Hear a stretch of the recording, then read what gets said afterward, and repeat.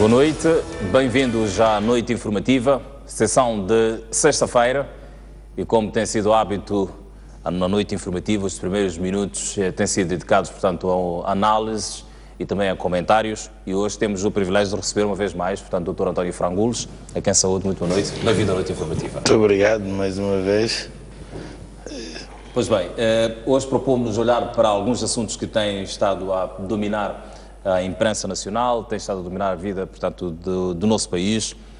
Vamos continuar a olhar, portanto, para esta questão do assassinato do membro do Conselho de Estado e ouvindo agora, portanto, a opinião do Dr. António Frangulos, ele que é até por inerência de funções, jurista, portanto, também é um criminalista e vai ajudar-nos a perceber um bocado, portanto, os meandros e como, portanto, estes crimes acontecem e como eles não têm explicação, as dificuldades, portanto, para se encontrarem explicações e, acima de tudo, a elaboração da polícia, segundo a qual está a trabalhar para encontrar, portanto, os criminosos, levá-los à barra da justiça, mas tal nunca se torna depois revelação pública. Como é que este assassinato do Dr. Pondeca o encontrou e como, portanto, jurista, como alguém que trabalhou, portanto, durante muitos anos ligado à polícia, olha, portanto, para este assassinato, para este crime macabro? Boa noite mais uma vez aos telespectadores da STV Notícias. Começar por apresentar pésames à família enlutada e também ao partido Renamo, o maior partido da oposição, por esta grande perda que representa o desaparecimento físico do Dr. Jeremias Pondeca. Mas, como diz o próprio presidente, a luta não vai terminar. Para vingar a morte dele, terá de continuar até o triunfo da democracia. Mas dizer que, bom, pessoalmente não me admirou nada, porque infelizmente o nosso palco, o nosso teatro político, social, está a fazer disto um uso e costume, com toda a infelicidade que daí, portanto, acontece. Mas não deixa de facto de ser dramático, não é? Não deixo de considerar isto um grande golpe, né, à democracia, porque o Jeremias Pondeca, por aquilo que nós conhecemos, foi uma pessoa de ideias firmes, ideias, portanto, intrépidas, verticais, e que representava, portanto, um grande check and balance à nossa democracia. Agora, no que toca ao modus operandi e bem como aos procedimentos operativos, não do lado dos criminosos, mas do lado da polícia, como sempre, lamentar, porque até porque se a polícia fosse inteligente, devia ter agido conforme mandam as regras criminalísticas. Portanto, com todo o pormenor, todo o requinte, toda a preocupação, pelo menos disfarçaria. Pois neste caso sente que esses requintes, esses pormenores não foram obedecidos. Olha, repare que hoje que estamos a falar houve mais um um caso, embora não tenha se consumado o assassinato ou homicídio, mas o pouco que já circula nas redes sociais, tu consegues ver que houve ali um trabalho no local do crime. Tinha ali chapas de orientação, de certeza nas redes sociais não se vê, podiam aquelas chapas estarem a sinalizar onde é que os invólucros caíram, não é? Pelo menos as imagens que me chegaram ou foram depois da remoção, ou sei lá, antes, mas não dão, portanto, a orientação de onde o corpo se achava dentro do carro, que é o mais provável, mas pelo menos ali mostra que houve um trabalho. No o caso em apreço, que é o caso do assassinato do Dr. Jeremias Pondeca, por aquilo que se deplorou, portanto, a STV esteve no local e mais algumas pessoas falaram, é um programa que eu assisti, deplorava-se de facto o tipo de trabalho que foi feito ao local do crime. Não me parece que ali houve uma ordem de remoção ao cadáver depois do seu reconhecimento e despacho, portanto, para a autópsia. Portanto, não me parece. Pelo contrário, diz-se que a seguir à execução, ao assassinato, apareceu, portanto, uma equipe, uma brigada, uma viatura da polícia, que não me parece ter sido da Polícia de Investigação Criminal, para remover, tanto é que dizem que não conseguiram reconhecer a pessoa e por isso mesmo removeram dali e direto para a morgue. Em que medida é que esta falta, portanto, destes cuidados, cuidados para a perícia, a sua observância, podem ou prejudicam, portanto, o trabalho seguinte, portanto, para a polícia? Se estiver lembrado, já por muitas vezes eu fui interpelado relativamente ao caso Sibaciba Macuacua, que eu, quando chego ao local, eu, digamos que levantei-me contra todos que faziam daquele local um autêntico sítio de um certo folclore ou espetáculo. E depois, ao longo das análises que fomos fazendo, ao longo dos anos, eu fui explicando com algum pormenor. E, aliás, hoje nem precisamos de ter uma noção de criminalística, basta ver os filmes do AXN, do CSI.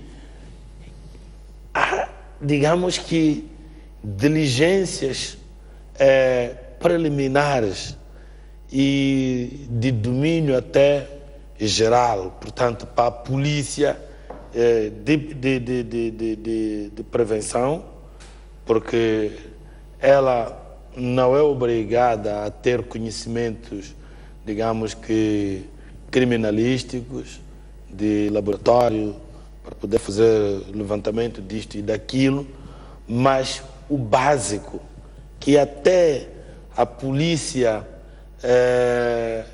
que faz o curso básico em Matalane, não é? Aprende isto porque é básico. Há um crime, a primeira coisa que deve-se fazer é isolar o sítio e guardar o sítio.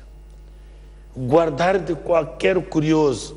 Portanto, tem de ser uma área muito bem grande, em que só autoridades, autorizadas é que podem lá entrar. É que isto é assim, nós temos, por exemplo, a hierarquia da polícia, Temos um comandante-geral, temos um comandante provincial, ao nível da base, temos um ministro do interior, está acima, e é de tutela, encontramos até o diretor nacional da PIC. Mas antes de chegar ali a brigada técnica, aquele polícia de proteção, que estiver a guardar o local do crime, mesmo que o comandante-geral, o ministro ou qualquer outra autoridade queira ali aproximar-se ao local, deve, pura e simplesmente, ser impedido. Para dizer que existem regras, mas muito rígidas. Por quê? Porque a não preservação do local do crime é um grande prejuízo para a busca, digamos, processual, A busca, digamos, da verdade processual. O que acontece é que nós vemos que ali, naquele caso concreto, nada disso aconteceu. E pior ainda, em tratando-se de um sítio arenoso, foi, portanto, na beira da praia, pior ainda, quer dizer, ali pode-se pisar e enterrar-se até, digamos que, dissimulando ou mesmo tapando os invólucros, até balas que podem perfurar o corpo e saírem do outro lado, não se pode, digamos que, encontrar. E ouvi, depois que conseguiu-se encontrar alguns invólucros que indicam ter sido uma KM. Bom, é verdade que a KM anda em muitas mãos alheias, mas o dono das AKM nós conhecemos, é o Estado. Se estão em mãos alheias é porque existem mãos próprias, mãos autorizadas, mãos legítimas para terem as AKMs. As AKMs só podem estar nas mãos da polícia e nas Forças Armadas de Moçambique. Ora, não acredito que a investigação leve a grandes logros.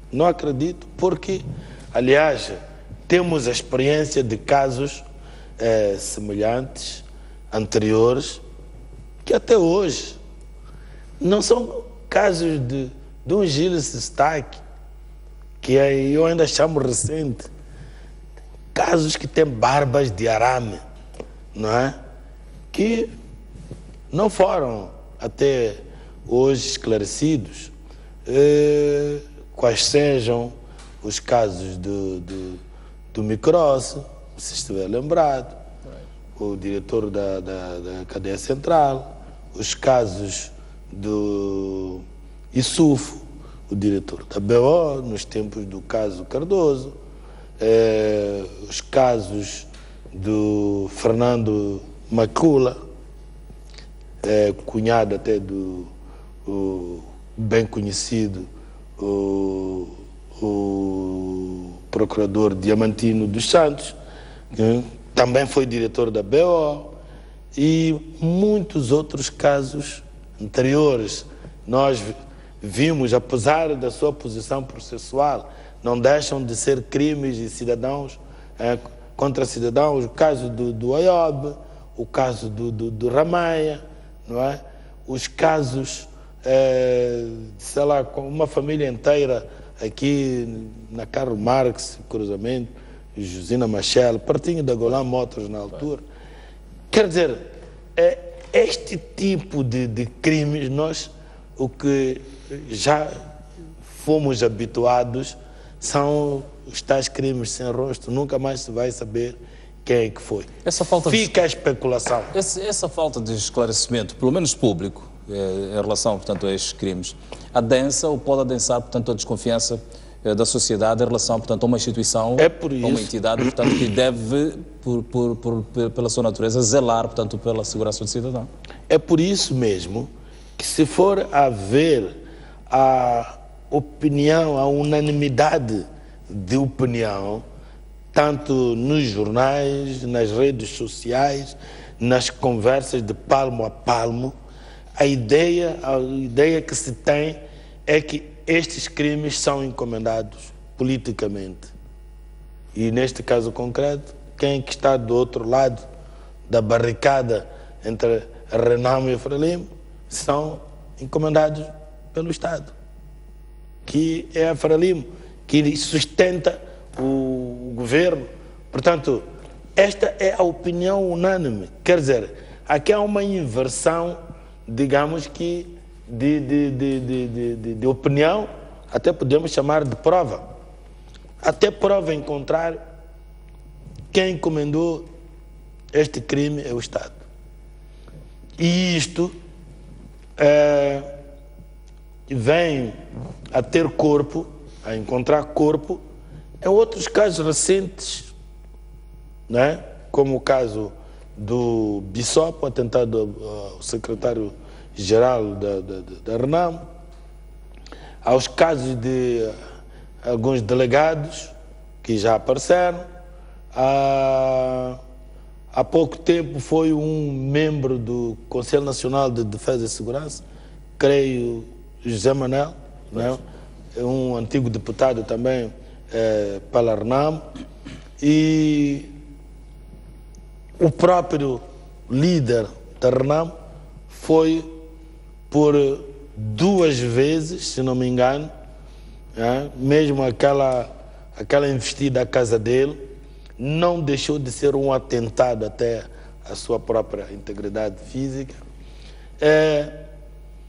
Portanto, a opinião unânime hoje, né, é que, até prova em contrário, quem encomendou isto só pode ter sido o partido no poder, porque é o partido no poder que manda nas Forças Armadas, manda no governo, e até os famosos esquadrões da morte, né, de que muito se fala, esses esquadrões da morte não consta na opinião pública que sejam da Renamo.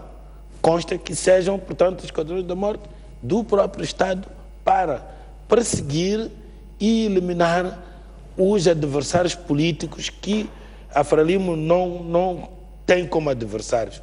Tem o conceito e a percepção de que são inimigos, e os inimigos são para ser abatidos. Portanto, a opinião pública está muito, digamos, a desfavor, né, da Frelimo. Em condições normais, portanto, o que é que deveria acontecer, portanto, com ou no Ministério do Interior, olhando-se, portanto, para este rol de acontecimentos que vem sucedendo? Estamos a falar de assassinatos de membros do Conselho de Estado, delegados políticos, tentativa de assassinato de deputados e por aí afora. Em condições normais, que ação, que atitude, digamos até de força, deveria ser exercida pelo Ministério do Interior para travar, portanto, esta onda de crimes? Não só a atitude do Ministério do Interior, como a atitude da Procuradoria-Geral da República. Porque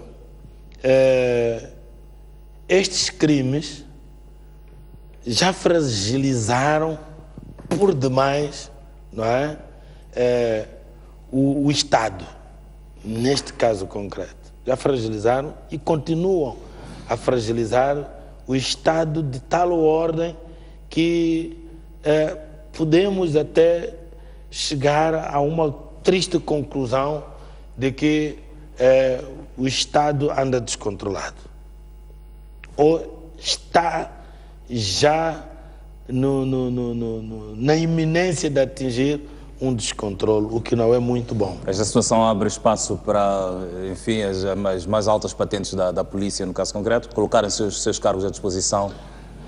Bom, nós não estamos a falar de situação normal ou de um país normal. Nós temos que reconhecer, infelizmente, nós estamos num país normal.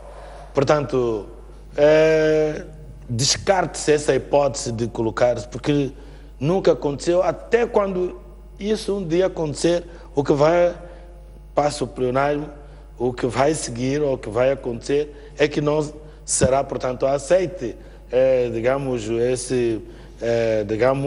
colocar à disposição os seus cargos. Seria uma atitude normal, em situação normal, digamos que num país normal, num estado normal, temos que aceitar que estamos já num estado anormal, num país anormal, e, portanto, não se reivindica tanto assim. Tanto é que não admira qualquer que seja a posição que é tomada por estas instituições e suas autoridades. Nós vimos, né, o que é que veio o ministro do Interior dizer. Né? Não disse nada de diferente, né, do que tem se dito, né, nas outras ocasiões, que nós já abrimos todas as linhas de ação, que estamos a envidar esforços, já foram dadas ordens, não é, muito contundentes para poder-se localizar o mais breve possível os autores, mas isto é cantiga para boi dormir. Pessoalmente, o que é que esperava ouvir, portanto, ao aparecer, portanto, o Ministro do Interior, a fazer, portanto, uma explanação à nação, e, enfim, sobre o sucedido? Bom, se quiser saber a minha opinião, de facto, é que para mim o Ministro nem devia aparecer. Porque o Ministro é uma autoridade política, né? Numa situação operativa como aquela. Naquele momento, o mínimo dos mínimos seria o porta-voz, mas com uma grande desvantagem, porque nem sempre os porta-vozes dominam a matéria de investigação criminal. Porque naquela altura, nós vemos, quando há uma situação nos Estados Unidos, em Portugal, por exemplo, na Alemanha, na Inglaterra, nós vemos quem aparece a dar o briefing. O briefing, numa situação daquelas, às vezes é um polícia que abateu um cidadão tido por criminoso, perseguido, etc, etc. É um comandante, um oficial da polícia, mas que conheça o assunto. E, mais tarde, aparece o discurso político, que até pode ser do próprio presidente, depende da intensidade, da qualidade do facto, não é? O próprio presidente pode aparecer a fazer um comunicado e apresentar os seus pésames à família e à organização a que pertencia, porque de facto tem uma palavra a dizer. O que nós vemos é que, pelo contrário, mesmo naqueles casos em que a perda de vidas é de uma certa enormidade, poucas são as vezes que aparece aí alguém que nos representa a todos a dizer qualquer coisa. Agora, que apareça o diretor da PIC, quer seja o da área de jurisdição, que seria o da cidade de Maputo, que apareça o diretor nacional sendo conhecedor, porque hoje em dia também encontramos situações em que o diretor da PIC é um administrativo ou é alguém que não provenha mesmo da Polícia de Investigação Criminal e pode ter alguma dificuldade em explicar determinadas coisas, senão navegar em generalidades, né? Seria a pessoa, digamos, ideal para poder aparecer e dizer, não é? O que aconteceu, como aconteceu, o mínimo dizível, porque também aqui há um paradoxo. Existe o tal segredo de justiça, mas também existe o direito à informação que o cidadão tem. Então, é preciso encontrar aqui o meio termo, o ótimo para, digamos, uma informação que não fira ou não viole este segredo da justiça, mas também que não deixe deserto este direito do cidadão à informação, porque o cidadão precisa de saber, não é? O mínimo, portanto, quando há situações desta natureza. E para dizer que, infelizmente, nós pautamos-nos por um comportamento completamente contrário aos ditames, àquele que devia ser considerado o comportamento mais recomendável, mais consentâneo e equilibrado. Pois, nos últimos dias, portanto, depois deste sucedido, muito se falou, portanto, que era preciso dissociar este acontecimento de qualquer, portanto, ato político. Portanto, podia ter sido por qualquer outra razão, e talvez até política ou não, mas que deveriam se associar. De qualquer das formas, na segunda-feira, e se quisermos até em função deste acontecimento, já não tivemos o encontro da Comissão Mista, ficou adiado, e há alguma dúvida que possa eventualmente acontecer, portanto, no dia que foi reprogramado. Eu cuido de hoje. Sabe, nós por vezes gostamos de condicionar, não é, a opinião pública, o julgamento público. Mas há uma coisa, é que nós temos que ter em conta que a mulher de César não basta que seja fiel, mas tem que parecer. O que está a acontecer de um tempo a esta parte é que o nosso Estado tem sido um Estado ausente. E uma tal ausência, não é? Mas uma ausência, digamos que coloca o Estado na situação de autêntico autor moral, se não for mesmo autor material, de determinados crimes. Não, digamos, todos, mas de determinados crimes. Quais sejam estes, por exemplo, de eliminação de políticos, não é? Quer dizer, uma coisa é o rapto que ia acontecer hoje. Quer dizer, seria forçado você dizer que, bom, isto aqui a responsabilidade pode ser do Estado, porque, afinal de contas, o Estado é a nossa umbrella, não é? É a nossa umbrella. Ela tem de proteger-nos a todos nós, não é? Tanto que até o direito à circulação de pessoas e bens, não é? É um direito constitucional, está na Constituição. E quem tem que fazer valer a Constituição é o Estado, através das suas mais diversas instituições. Portanto, é verdade que quando há um rapto, há uma situação daquelas que aconteceu hoje em frente à Embaixada dos Estados Unidos, não restam dúvidas que a responsabilidade, no fim do dia, não deixa de ser do Estado. Tanto é que é crime público. Se é crime público é porque o Estado é o primeiro interessado.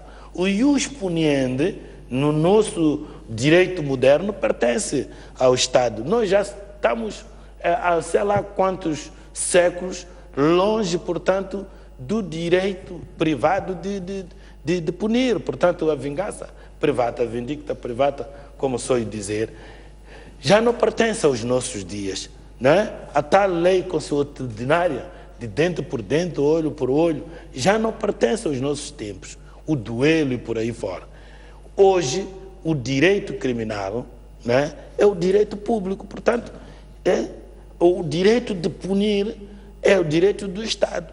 onde, em primeira linha, o primeiro interessado quando há um crime público, como é o caso do crime, digamos, de homicídio, o Estado é o primeiro responsável. Mas não porque ele é que mandou executar, mas porque ele é que nos deve proteger. Mas no caso da perseguição dos políticos e eliminação física e no modus operandi que nos tem sido servido normalmente, olha, o Estado não aparece apenas como aquele responsável no sentido, digamos que, geral da responsabilidade do Estado, mas aparece como o primeiro suspeito como autor, como autor moral ou autor material. Autor moral, quando ele quis a morte, não é? Não executou através dos seus agentes. E autor material, quando o tiver feito pelos seus agentes. Não vai muito tempo, parece que foi na Beira, que ficaram detidas umas pessoas que eram supostas, não é? Autoras, portanto, deste tipo de crimes, portanto, supostos, portanto, elementos dos esquadrões da morte, mas que misteriosamente saíram, desapareceram, não aconteceu nada. Ora, isto adensa, avoluma as suspeitas. O primeiro suspeito, e o povo não faz suspeita, o povo faz julgamento. Nesta altura, o povo diz que é o Estado. É um julgamento com sentença, até sentença em contrário. Se o Estado não quiser este epíteto,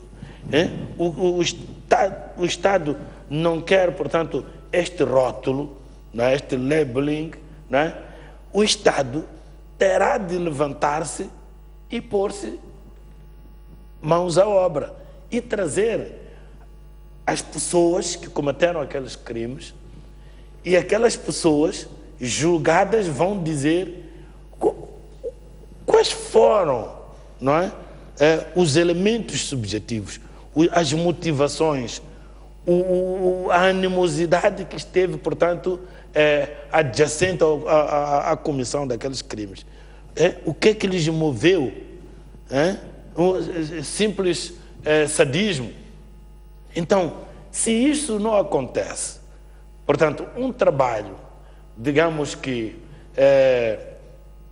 mais apurado e aturado, de encontrar os autores, julgar esses autores, né, num julgamento público, e as pessoas convencerem-se, inclusivamente o próprio juiz, ao julgar, tem de sentenciar com a sua consciência, com a sua convicção e com base na lei. Mas se isso não acontece, o autor é o Estado. É impossível, neste caso não digo difícil, é impossível salvar o Estado desta responsabilidade, né, criminal, autoral, portanto, material e moral, ou moral. Né?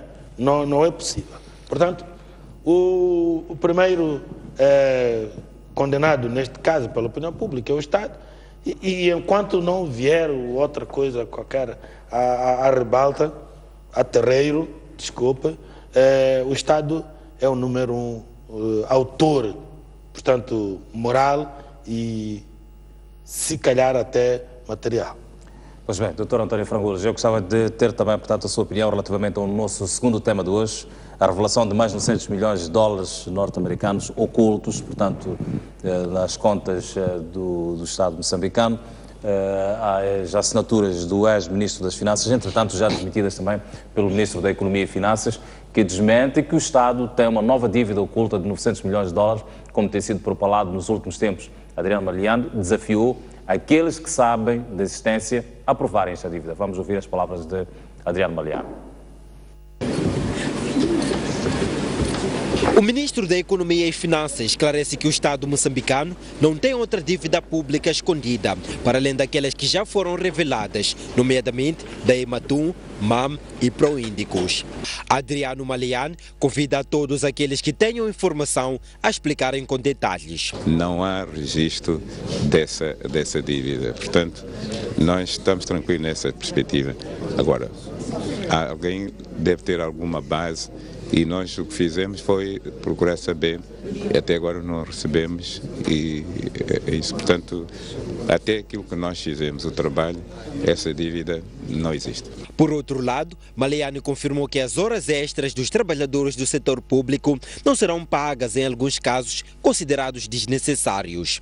Esta decisão surge pelo fato de o Ministério da Economia e Finanças ter constatado que, se continuar a fazer o pagamento de todo tipo de horas, o Estado corre risco de ficar sem dinheiro para pagar salários e pensões até dezembro. Eu queria tranquilizar os professores, os médicos, que não há intenções de parar as horas extras.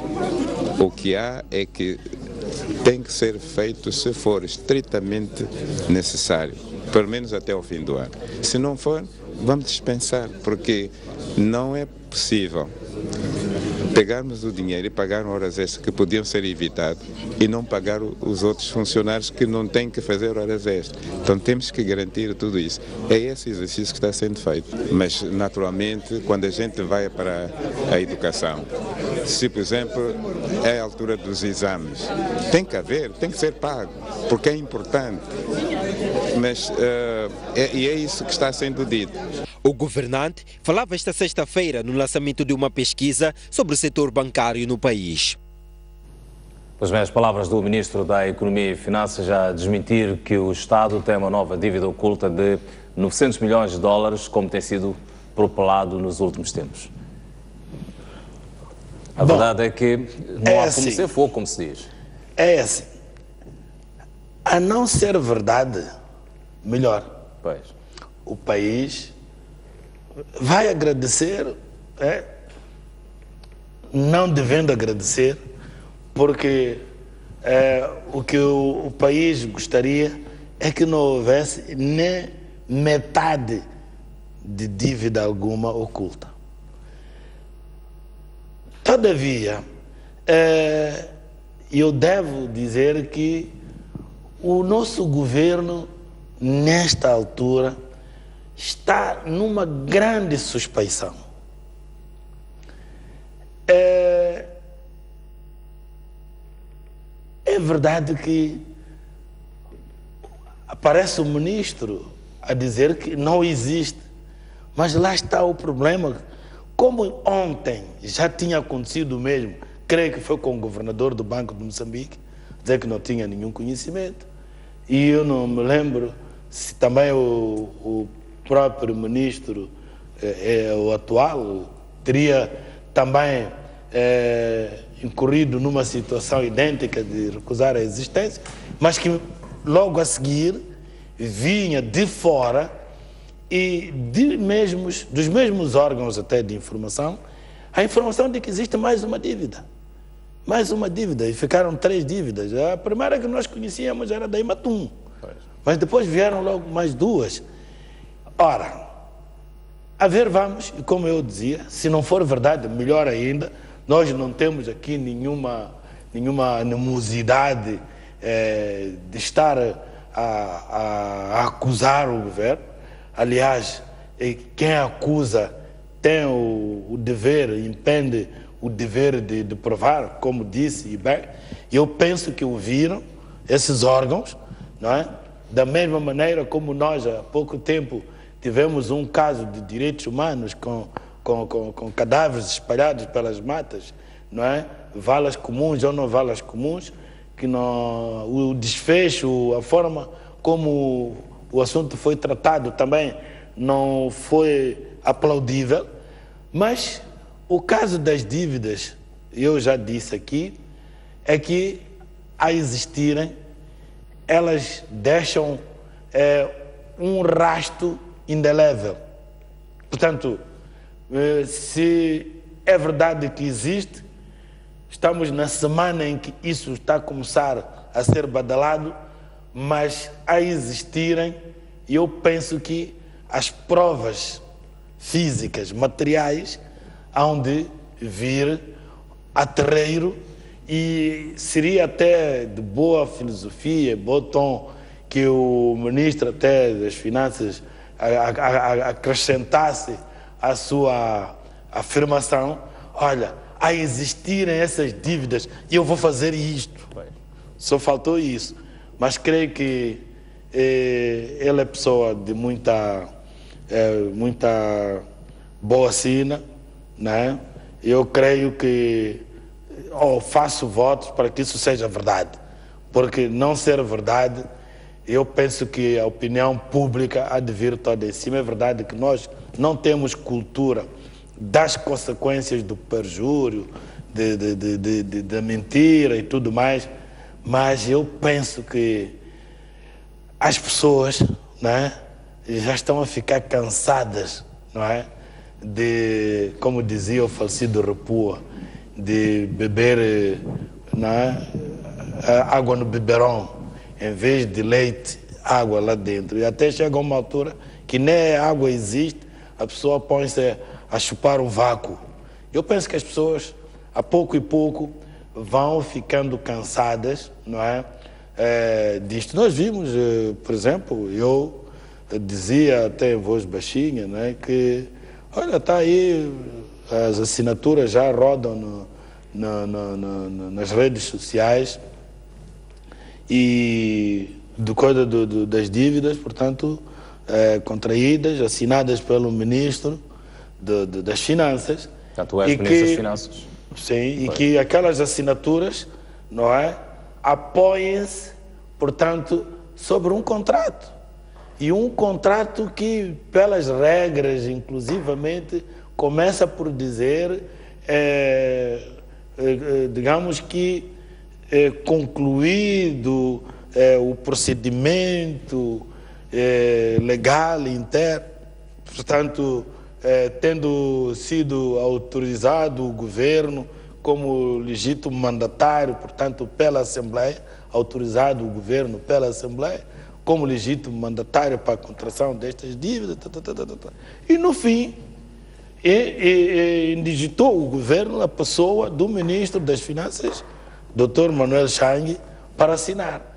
Ora, o que acontece é que não houve nenhum. Se trouxer aqueles contratos todos, nós vamos encontrar essa parte, não pode faltar. Não houve nenhuma autorização, mas lá foi falar em nosso nome, que foi o governo autorizado na Assembleia da República de Moçambique, não é? A contrair as dívidas, e para o efeito foi, portanto, outorgado o Ministro das Finanças para representar a República de Moçambique, o povo moçambicano, na contração daquelas dívidas. E não é verdade. É uma mentira grossa e grosseira. E eu penso que a auditoria, apesar de se falar aí em acordos não muito, digamos, morais, não é, entre o FMI e o governo,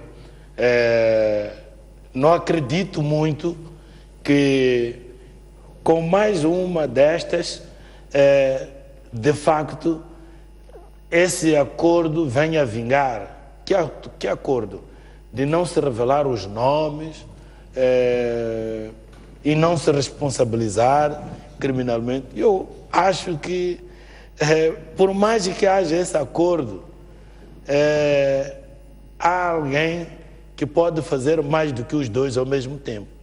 É que o povo farta-se só de ouvir, já anda cansado, e então das consequências disso. E eu sempre disse que as convocatórias de greve, de levantamento, de manifestações, não digo greve, de manifestações e tudo mais, ainda não tiveram aquele sucesso, aquela ocorrência, não é? Porque o caju ainda não está maduro. O caju ainda não está maduro. Mas como está a amadurecer? Eu penso que se o governo não encontrar o mais urgente possível uma forma de reverter isto, isto vai parar. Isto vai parar. Já começamos a ver nas televisões, nos jornais, não é? As pessoas já falam, todas elas agressivamente. Toda entrevista, estamos fartos, estamos cansados, estamos não sei o quê. Qualquer coisinha, já estão a pegar em paus, panfletos. Quer dizer, e com as imagens que a gente às vezes recebe daqui da vizinha África do Sul, com muita tradição de guerreira, digamos assim, eu estou a dizer com toda a franqueza que, apesar, nós já dizíamos em algum momento aí que o povo moçambicano é pacato, é pacífico, e chegávamos até a dizer num certo tom, não é?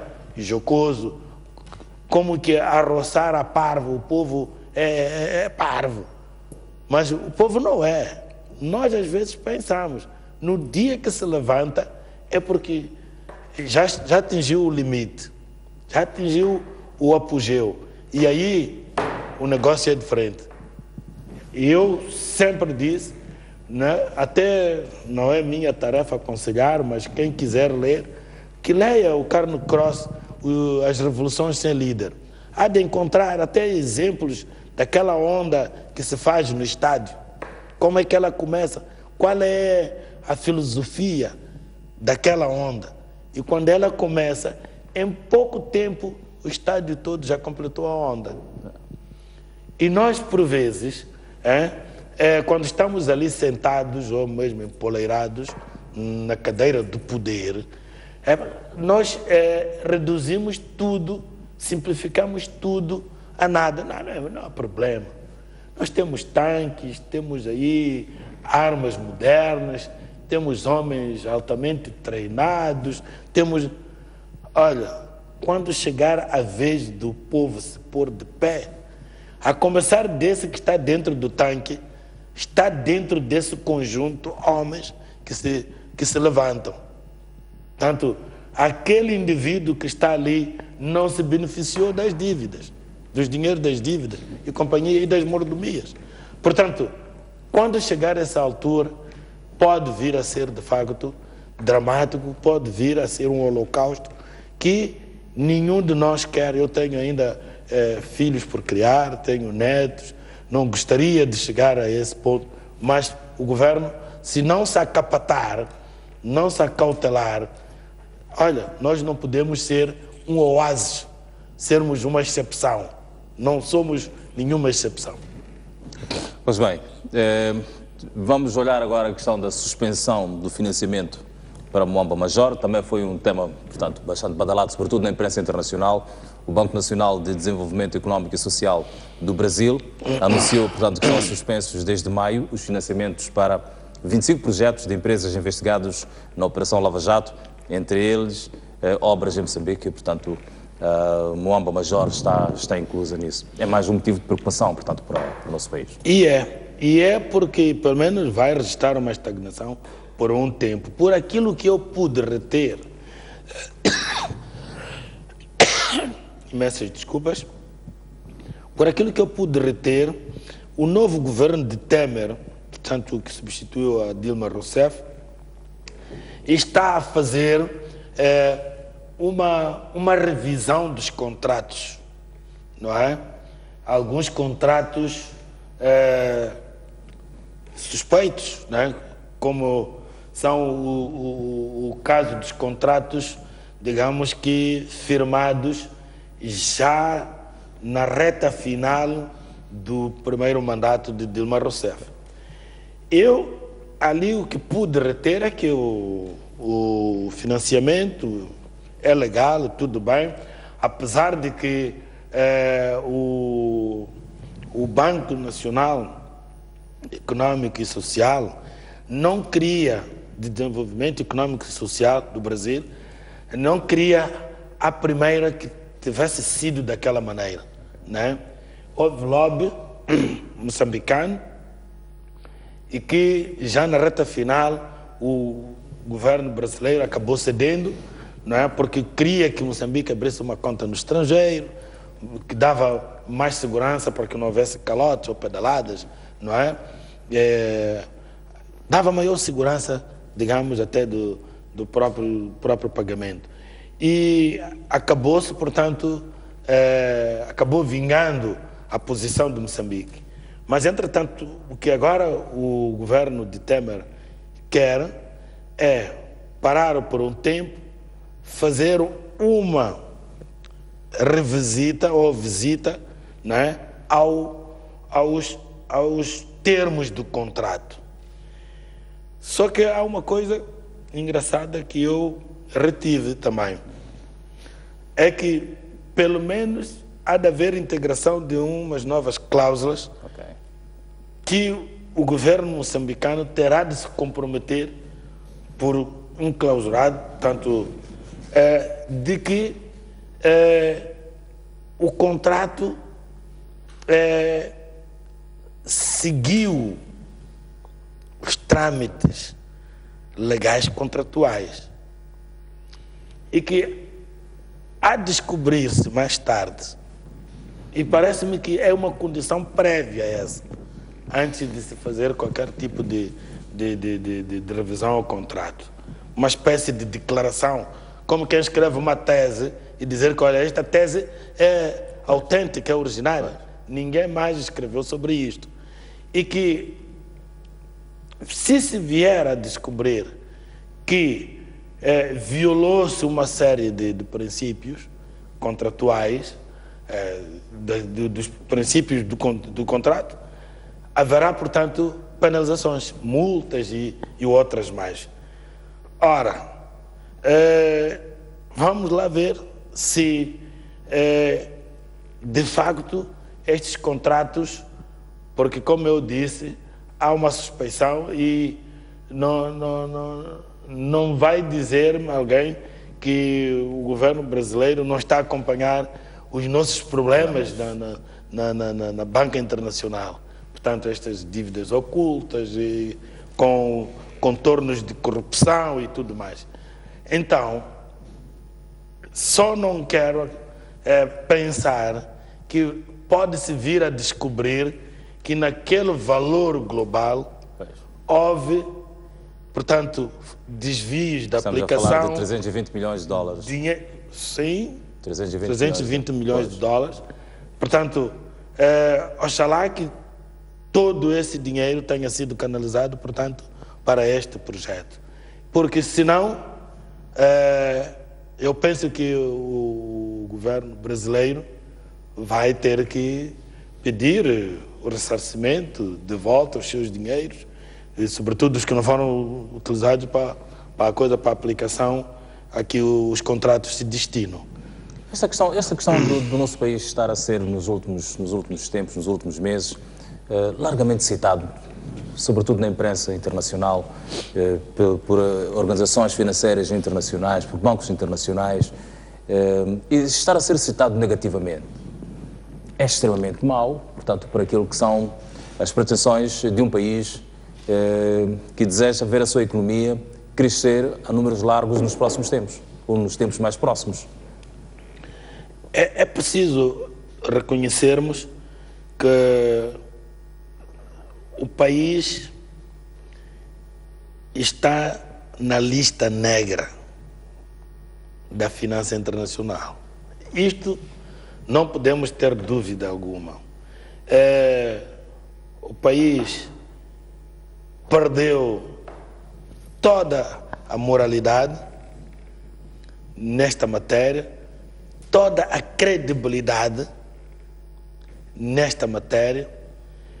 Os bancos internacionais e outros atores da finança internacional perderam a confiança em nós.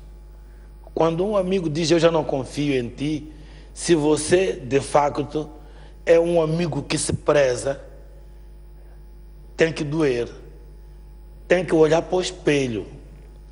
O que nós devemos fazer é de facto olharmos para o espelho, olharmos para nós e fazer uma meia-culpa, e não só porque, pronto, as desculpas não pagam as dívidas, não é?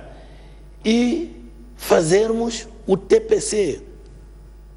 O TPC dentro das normas, dentro dos princípios, e não continuarmos a querer fintar. Porque isso, nós não podemos pensar que somos espertos ou mais inteligentes que aqueles. Porque aqueles têm uma memória institucional, têm um conjunto de princípios e regras que nós não podemos estar aqui a conspirar, por mais que seja no bom sentido, mas conspirar para chegarmos lá, fintar-lhes, porque não nos vai levar a porto nenhum, não nos vai levar a lado nenhum. Porque nós já cometemos um erro, nós temos que nos contrir, nos redimirmos, mas já com atos morais, com atos lícitos, e não procurarmos encontrar, não é, ilicitudes para poder tapar ilicitudes, não é? E eu, por exemplo, dizia aqui nas vezes anteriores em relação à auditoria internacional, nós não podemos continuar a procurar obrigar aqueles que cantem a nossa música ou que dancem a nossa música.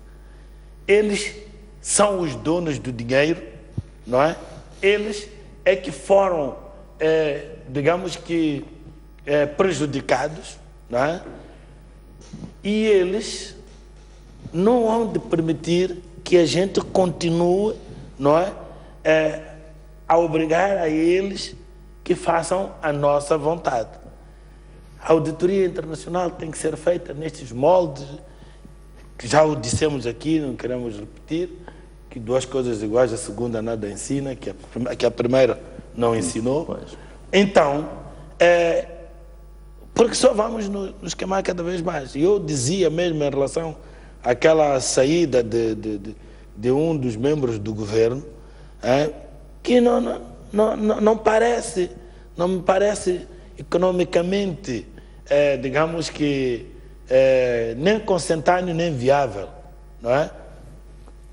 Contrair empréstimo para pagar empréstimo, para pagar dívidas. A primeira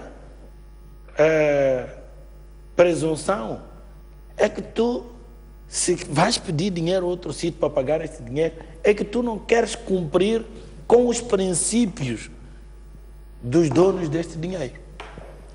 E acontece que isto é um sistema monetário internacional.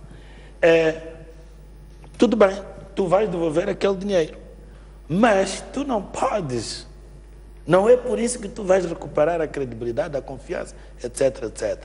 Não podes ir buscar dinheiro àquele sistema.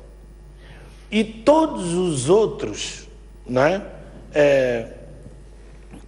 Atores da finança internacional não podem negociar contigo a revelia destas instituições.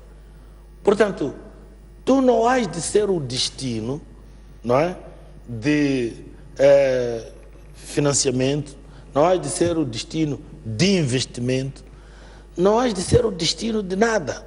E isso não vai resolver em nada o seu problema do índice de desenvolvimento, os seus problemas macroeconômicos, não vai resolver. Pelo contrário, o teu dinheiro, o teu metical vai continuar a derrapar com todas as consequências. E os problemas hão de vir logo a seguir. Portanto, não se resolve. E eu não acredito, a menos que venha trazer mais convencimento, mas a verdade é uma. A melhor via é o de, primeiro, aceitar todas as exigências do Fundo Monetário Internacional, mas também as exigências morais. Não quer dizer que não vá por aí pedir que se imole o seu povo, que se imole o governo, mas há o mínimo razoável, né? Tem que se cumprir. Portanto, não há de ser o mínimo, né? Uma exigência sobre uma auditoria internacional nos termos em que existe para todos aqueles que violam, que você vai dizer que não, porque eu sou um país soberano, eu não vou